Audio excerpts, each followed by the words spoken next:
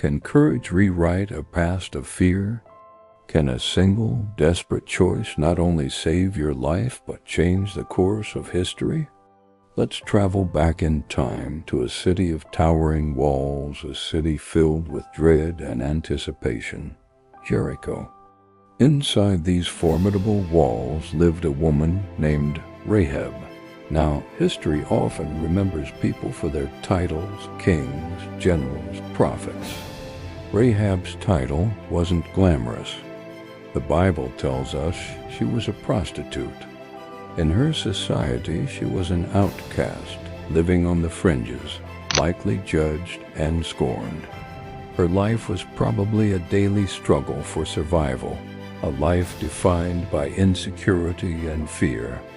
The walls of her city were meant to protect its citizens, but for Rahab they were just a bigger cage.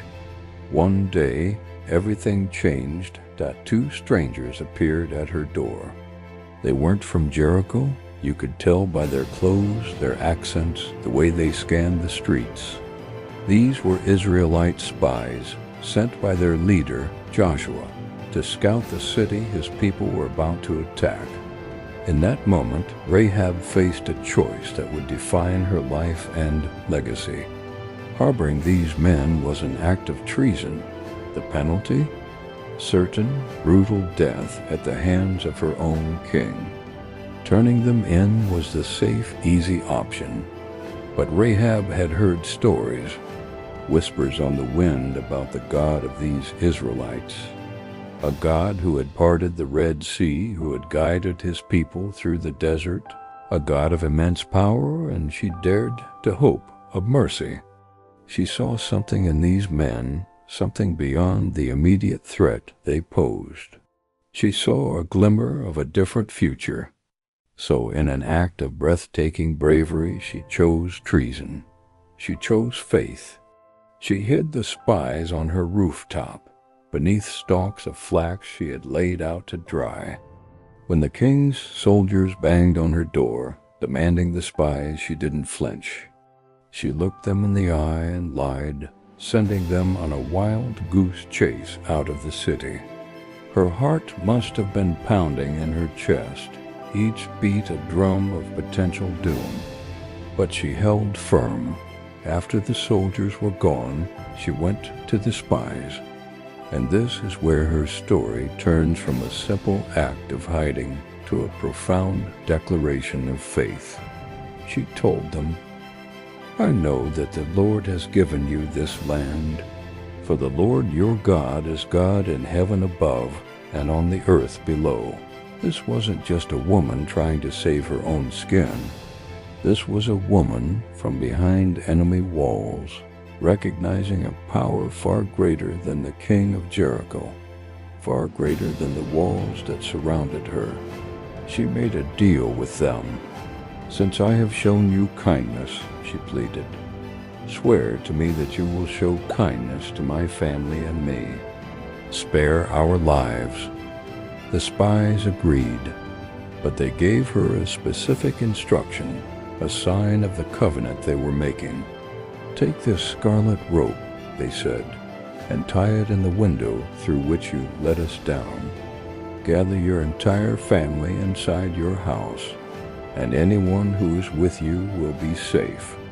But if you step outside, your blood will be on your own head." So, as she lowered the spies down the city wall from her window, her house was built right into the wall itself. That scarlet rope became her lifeline. It was a simple object, a piece of dyed cord, but it held the weight of a promise. For the next few days, as the city of Jericho lived in blissful ignorance, that scarlet rope was a silent, vibrant testament to her faith hanging against the cold stone. It was a beacon of hope in a city doomed for destruction. When the Israelite army finally marched around Jericho, when the trumpets blared and those legendary walls came crashing down, one section remained standing. The section where Rahab's house stood, marked by that brilliant scarlet rope. Just as promised, she and her entire family were saved. But her story doesn't end there. Her bravery didn't just save her from physical death.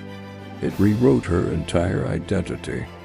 She wasn't just Rahab the harlot anymore. She was welcomed into the community of Israel. She married an Israelite man, and her act of courage had a ripple effect through generations. This woman, once an outcast in a pagan city, became an ancestor of King David, and eventually an ancestor of Jesus Christ himself. Her name is listed in the New Testament's Hall of Faith in the book of Hebrews, right alongside giants like Abraham and Moses. Her bravery saved lives, yes, but more than that, it restored her place in history's greater story. Rahab's scarlet rope reminds us that no one is beyond redemption.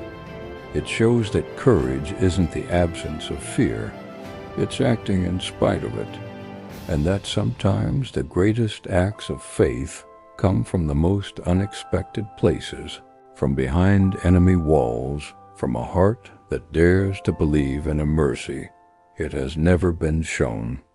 If this touched your spirit, like, share, and subscribe for more.